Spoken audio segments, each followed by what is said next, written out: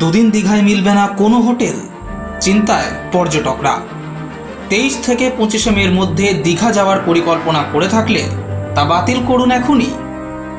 নিশ্চয়ই ভাবছেন কেন? কারণ এই 3 দিন বুকিং নেবে না কোনো হোটেল।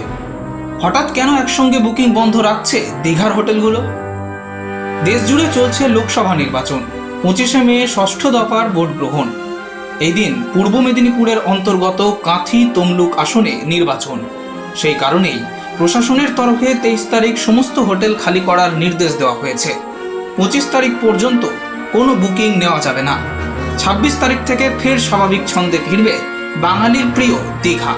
হোটেল সংগঠনের তরফে জানানো হয়েছে এই বিষয়ে লিখিত কোনো নির্দেশিকা জারি করা হয়নি, তবে প্রশাসনের তরফে মৌখিকভাবে নির্দেশ দেওয়া হয়েছে। Bureau report, express news.